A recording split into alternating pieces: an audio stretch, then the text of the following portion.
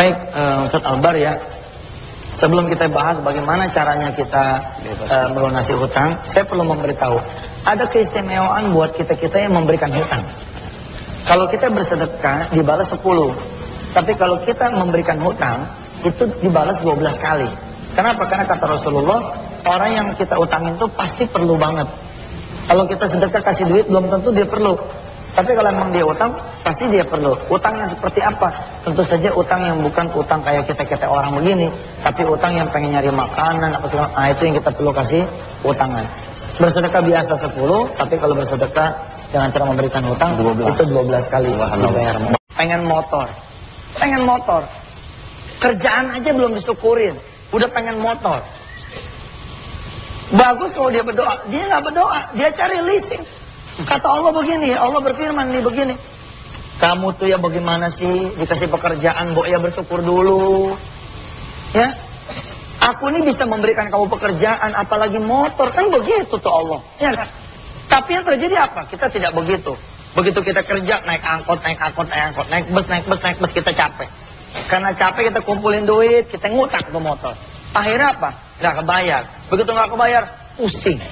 Alih-alih kerjaan kita memberikan kita nikmat, pekerjaan kita tidak memberikan kita nikmat. Kenapa? Karena memang kita blow on, bin bodoh, bin tolol, bin malas, bin pengennya cepat-cepat segera memiliki sesuatu, jadilah dia berhutang. Coba kalau dia pelan-pelan aja, terima kasih dulu sama Allah, merayu Allah. Ya Rabb, alhamdulillah, Engkau telah memberikan saya pekerjaan, tapi jauh nih ya Allah. Oh, naik angkot 3 jam. Rob, kayaknya mah kalau naik motor nih ya, kalau naik motor nih bisa 1/2 jam kali. Jadi kan 2,5 jamnya saya bisa ngaji, saya bisa sembahyang, saya bisa ibadah, ya Allah. Terus begitu. Kemudian begitu dapat duit, sodako, dapat duit sodako, dapat duit sodako. Allah akan perintahkan malaikat motor. Salah nggak saya ngomong? Nggak salah bos. Ada firman Allah bunyinya begini.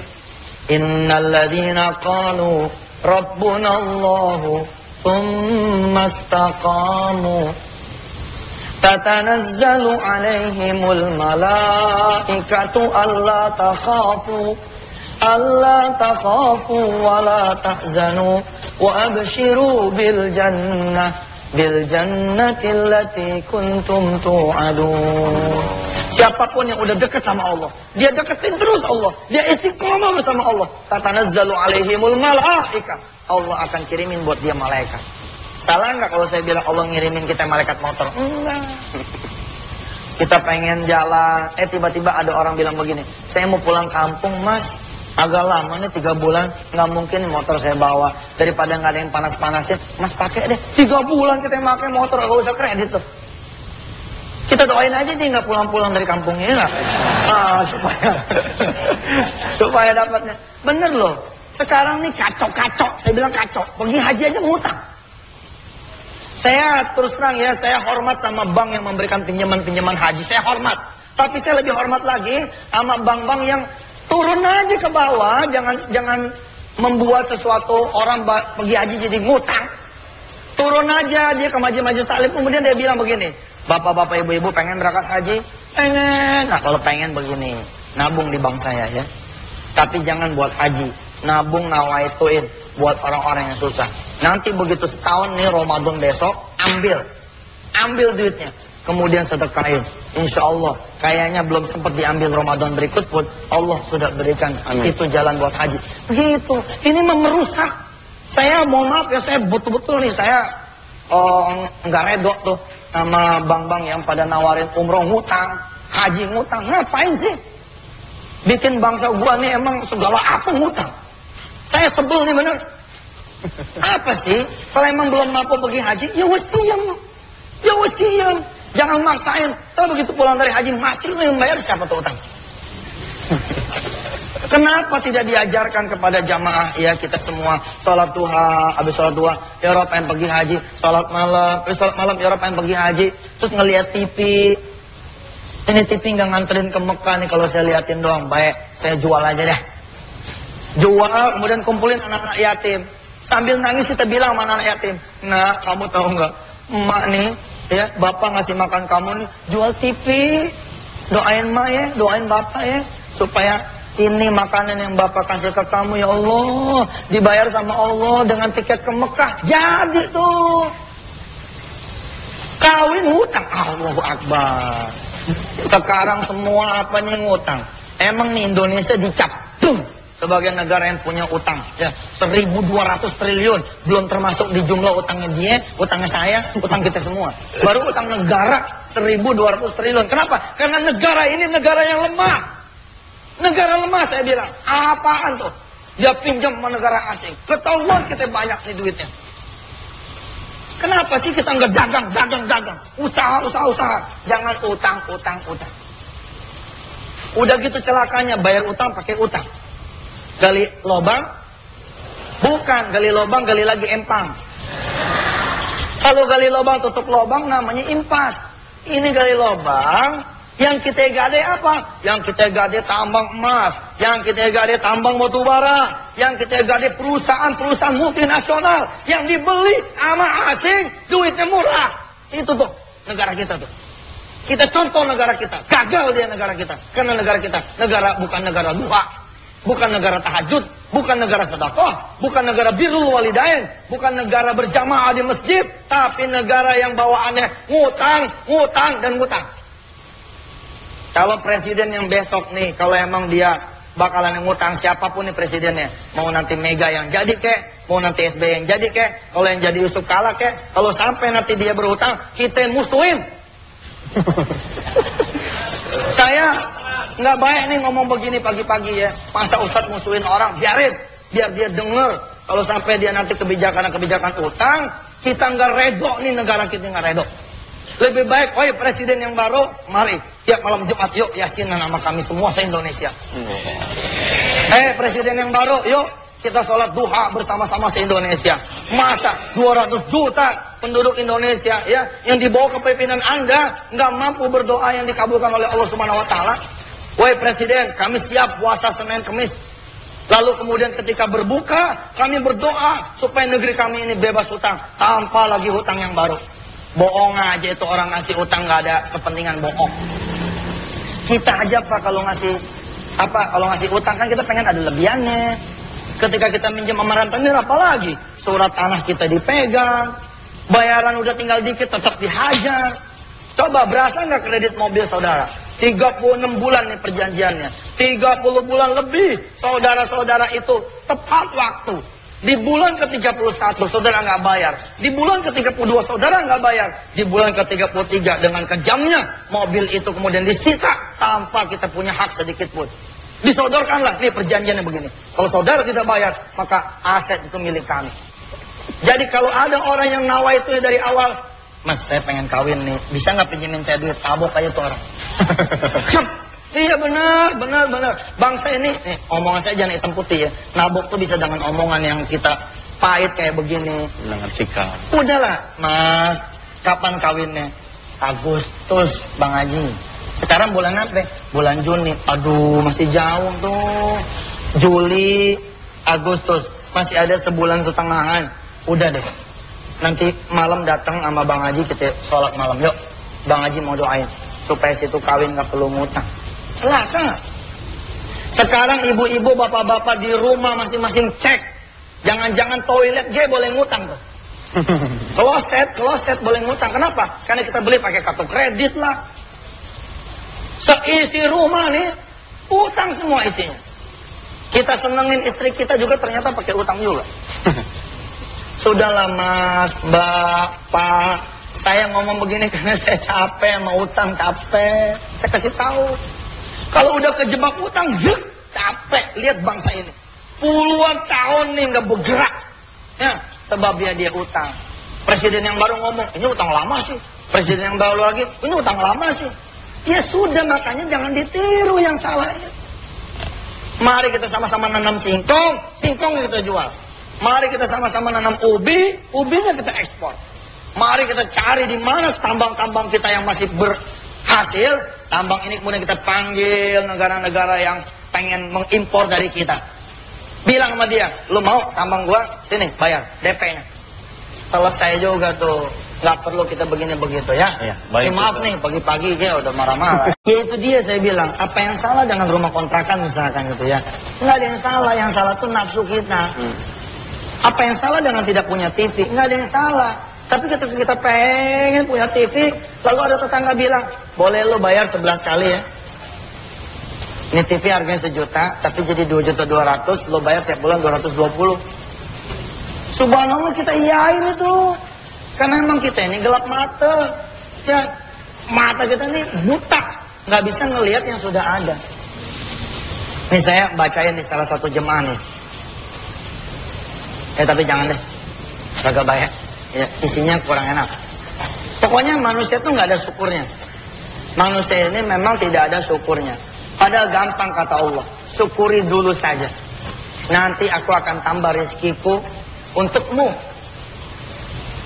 Wa id ta'adzana rabbukum la in syakartum la azidannakum wa la in kafartum inna adzabi lasyadid. Dia kerja, dia kumpulin duit, dia dapat mobil tahun 95. Tapi hatinya nggak bisa ngelihat tuh 95. Hatinya ngelihat 2005. Matanya nggak bisa ngelihat dia punya mobil 95. Matanya ngelihat mobil 2005 terus. Pantatnya dia punya ya, duduk nih, kayaknya nggak ada syukurnya bahwa dia punya mobil tahun 95, yang lain belum punya mobil. Karena dia punya pola hidup seperti itu, akhirnya nih mobil nggak disyukuri sama dia. Yang ada bagaimana caranya ya mah, bagaimana caranya ya mah, bagaimana caranya ya mah, begitu terus. Akhirnya apa? Dua-duanya sepakat menjadikan mobil ini DP, jadi susah dia ngutang. Kemarin memang tidak ada AC, tapi tidak ada angsuran. Sekarang AC ada, tapi keringetan deg-degan. Kenapa? Karena mobil ini bakalan disita sama bank udah 2 bulan kagak bayar. Udahlah, betul yang Ustaz Albar bilang. Betul Ustaz Albar bilang. Biarin nak, begitu kata Umar Ibn Khattab. Biar kamu dihina, tapi kamu nggak punya utang. Mulia Ustaz. Oh, subhanallah. Baik Ustaz. Ada yang mau bertanya Ustaz? Silahkan. Yang sudah siap mau tanya tadi ada ya? Silahkan. Iya, baik silakan. Iya langsung aja masuk. Assalamualaikum warahmatullahi wabarakatuh. Waalaikumsalam warahmatullahi wabarakatuh. Terima kasih kepada Ustadz. Dan saya nama saya Rasman Jibisnu dari Lampung, Yayan Lampung. Alhamdulillah senang sekali hadir bersama-sama di sini. Yang ingin saya tanyakan adalah, yang pertama, ada orang yang berhutang. Tapi biasanya orang yang berhutang itu kan udah meninggal duluan. Tapi ini kasus udah meninggal duluan. Udah meninggal duluan. Tapi ini kasusnya berbeda. Yang dihutangi itu meninggal duluan, bukan yang menghutang ini. Nah, ini bagaimana yang membayarnya? Apakah dia mau bayar kemana? Apakah dia bersedekah untuk niatnya untuk membayarkan hutang yang telah dibayar? Yang dihutangi itu seperti apa Ustaz? Ya, baik, terima kasih. Ya, Assalamualaikum warahmatullahi wabarakatuh. Waalaikumsalam warahmatullahi wabarakatuh. Baik, anggap aja begini ceritanya ya. Yang punya utang meninggal, umpama ya, maka yang harus nanggung itu ahli warisnya. Kalau emang ahli warisnya nggak bisa bayar, yang ngomong aja bayar-bayar sama yang ngutangin. Enteng kok. Kalau yang ngutangin ini bisa ngasih maaf, insya Allah selesai. Kalaupun nggak bisa ngasih maaf, dia bilang nggak mau, pokoknya bapak kamu tuh utang harus tetap bayar. Ya udah bayar aja. Insya Allah itu kebaikan buat orang tua kok. Sekali kita bilang utang orang tua saya akan saya bayar, nah Allah redo tuh. Allah akan kasih kesempatan anak kandungnya atau anak ahli waris yang meninggal ini punya duit buat bayar utang. Tahu kapan. Terus kalau yang kemudian punya yang ngutangin itu yang meninggal dunia, ya bayar aja ke ahli warisnya. Umpama dia meninggal nih, ya kan dia punya anak, punya istri atau punya suami, kasih kepada dia, insya Allah seperti itu. Baik Ustaz, ada satu lagi penanya, silakan. Assalamualaikum warahmatullahi wabarakatuh. Waalaikumsalam warahmatullahi wabarakatuh. Saya mau bertanya dengan Ustadz, saya dari siswi Mandua Kudus. Apakah dengan sedekah kita bisa menjadikan kaya supaya tidak akan terjadi utang piutang di negara kita atau di generasi kita? Terima kasih. Iya. Assalamualaikum. Baik Ustaz. Silakan Ustaz. Itulah dia, kenapa Allah ajarkan sedekah, supaya kita memang tidak tertindas. Coba lihat struktur doanya ya. Struktur doanya lihat. Allahumma inni a'udzubika minal ajzi wal kasali wal jubni wa a'udzubika min adzabil qabri wa fitnatil mahya wal mamat wa min ghalabatid daini wa qahrir rijal. Akhirnya nih kalau kita kena utang, kita kena ghalabatid daini wa qahrir rijal, akhirnya kita ketindas. Allah ngajarin jangan begitu. Ustaz, kalau saya nggak ngutang, saya nggak makan. Jangan. Bahasanya begini, Ustaz, alhamdulillah. Gara-gara saya nggak punya makan, jadi saya bisa niat puasa. Dia begitu. Ustaz mah enak banget ngomong kayak begitu. Ustaz udah kaya. Emangnya kita ujuk-ujuk datang begini? Enggak juga lah, sama aja. Saya bercerita, subhanallah, mudah-mudahan ini tidak termasuk riya dan sum'ah. Ya, tapi termasuk riya dan sum'ah juga, nggak usah diomongin deh. Pokoknya mah begitu dah. Ya. Malah saya acungin jempol kalau ada orang-orang yang bilang begini, Ustaz, saya office boy. Saya punya gaji cuma 400, Ustaz. Sedangkan di rumah saya ada ibu saya. Sedangkan di rumah saya ada adik saya kudu biayai. Ustaz, kalau kami nggak puasa Daud, niscaya nggak mungkin kami bisa sedekah. Ustaz, saking pengennya saya bersedekah, kami sekeluarga memilih puasa Daud, Ustaz. Kami memilih jalan kaki ke tempat kerja kami dan ke tempat kami sekolah. Alhamdulillah, Ustaz, Allah malah bikin saya punya uang sedekah setiap bulannya itu 50.000 sebab kami bisa seperti itu. Saya acungin jempol. Tapi saya bilang, buat orang-orang yang udah punya makanan, lalu bilang gini, naruh di mana ini makanannya ya? Oh, naruh di kulkas, kulkasnya belum ada. Ngutang. Sekarang pusat-pusat perbelanjaan itu memerangkap kita semua. Dengan dia kasih kita kartu kredit, buat kita itu belanja. Akibatnya apa coba? Kita niat beli terasi, ya, yang enggak kita beli. TV flat kita nggak ada niat tuh buat beli itu. Tapi gara-gara di kantong kita ada kartu isinya 10 juta nih, kita belanja. Mestinya kita bilang nih, say no to hutang, say yes to sedekah. Kita bilang enggak, gue udah kapok punya hutang. Ustaz, kalau saya nggak ngutang, mana mungkin saya bisa ngegedein usaha? Gue bilangin sini. Ngegedein usaha tuh nggak perlu lu ngutang. Lu sholat malam gue gede tuh usaha. Lu sholat duha juga gede tuh usaha. Cuman emang kudu sabar. Jangan lu sholat duha baru sebulan 2 bulan lu pengen gede usaha. Lu jangan dong, tenang aja dulu. Ustaz, kalau saya nggak ngutang dari mana? Saya modal dagang dari Allah.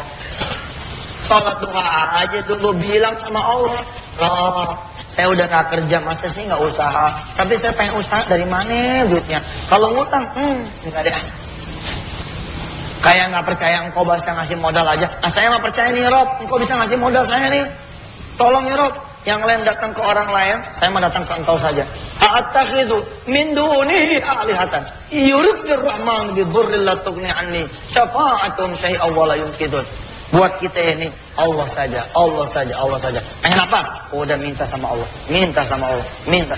Insya Allah. Tradisi berhutang kita katakan pagi ini nggak usah lagi. Saya nih orang yang kapok. Kapoknya ini kapok kuadrat. Bukan cuma kapok, tapi kapok kuadrat. Kenapa dulu saya begitu gampang berhutang? Padahal harusnya kita gampang duha, gampang tahajud, gampang sedekah, gampang puasa, gampang minta doa. Insya Allah nggak perlu kita utang, kita bisa dapat apa yang kita inginkan. Insya Allah. Iya, ini ada adik-adik kita ya yang masih hadir, masih mengikuti tayangan kita. Ya. Dari Kudus ya, asalnya dari 2 Kudus ya. 2. Saya berdoa mudah-mudahan seluruh anak-anak alia di seluruh Indonesia bisa mendapatkan kesempatan beasiswa ya ke Al-Azhar Kairo ya di Mesir atau di Madinah atau di Mekah atau di Damaskus Syria atau di Yaman Hadramaut atau dimanapun, asal syaratnya ketika sekolah ikutin tuh gurunya. Sebelum masuk kelas, sholat duha. Atau ketika yang lain istirahat, itu duha. Yang lain bangunnya pas subuh, Ananda semua bangunnya sebelum subuh.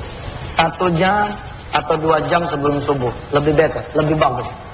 Kemudian mahabbah sama guru, mahabbah sama orang tua yang betul khidmatnya, sekhidmat-khidmatnya.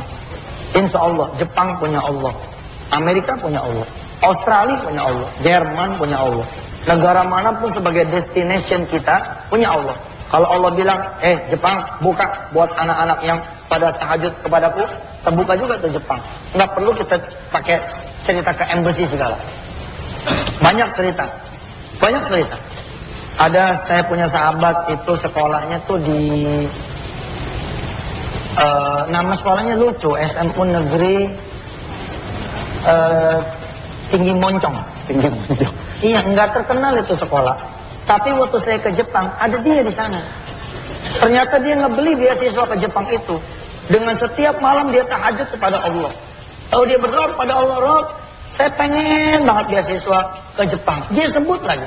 Bahkan dia pahat di batu, di salah satu hutan di Makassar sana, di Sulawesi, di batu. Memang pengen ke Jepang begitu. Itu terjadi berangkat itu. Kenapa sedekah bisa begini dan bisa begitu? Karena memang itu sudah janjinya Allah Subhanahu wa taala. Saya membuat satu buku yang isinya adalah mengajarkan bahwa sedekah itu bukan kebetulan. It's a method. Dia adalah sebuah metode. Sebuah metodologi untuk mencapai sesuatu. Judul bukunya The Miracle of Giving.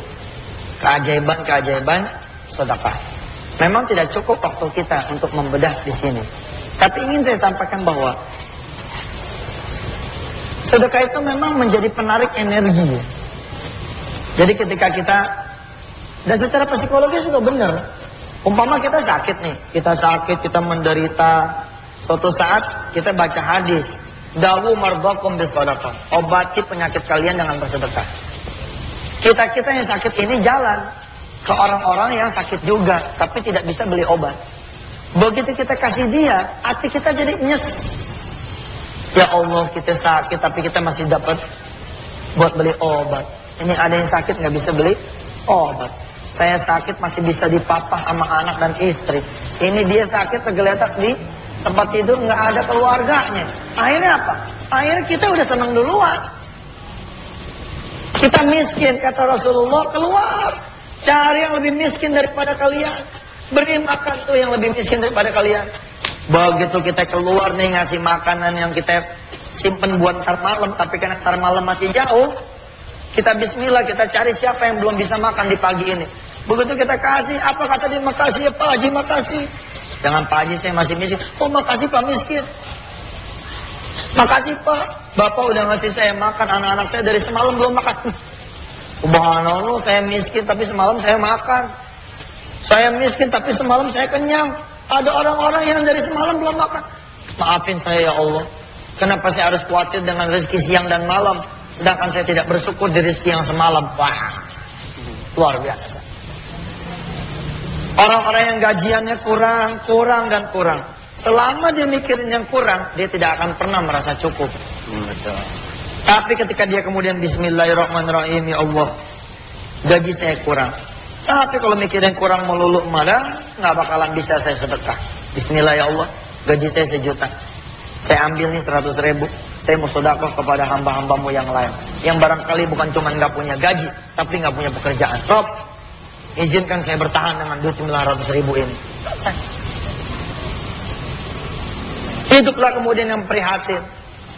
5 anak, tadinya 5 potong ikan. Kompromi sama keluarga, sudahlah, kita yang makan 1 potong saja. 1 potong ini kita bagi 5.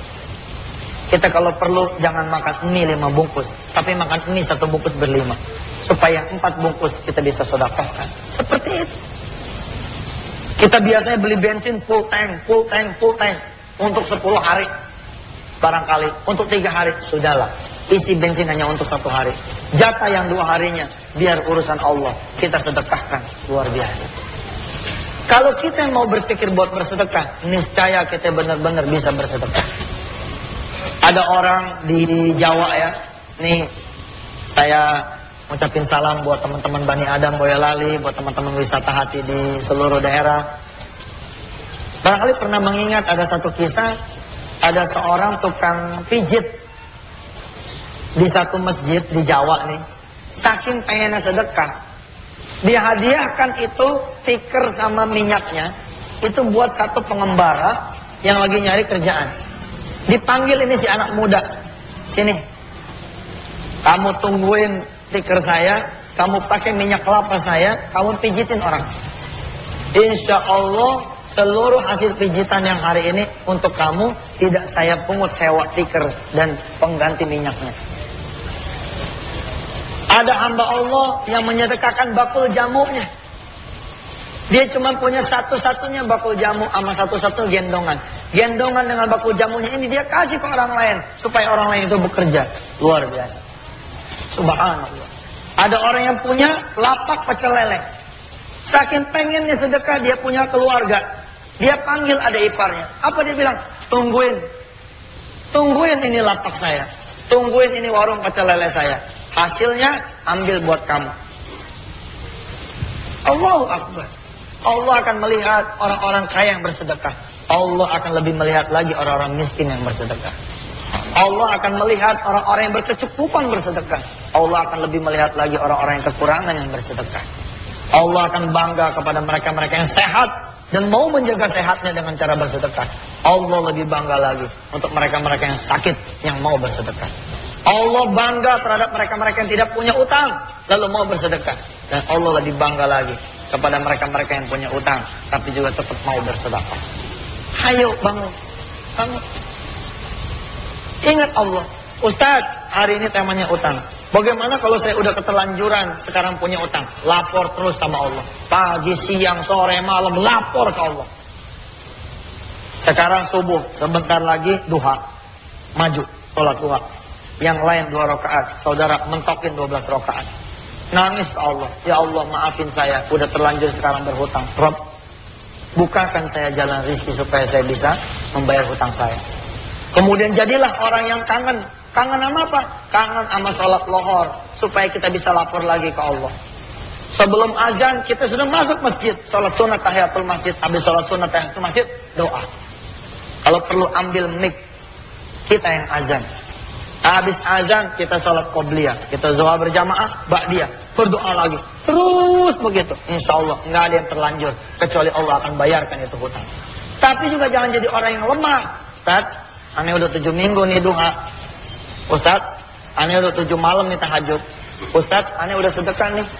Tapi mane. Bukan mane, lu sini. Pernah berzina nggak?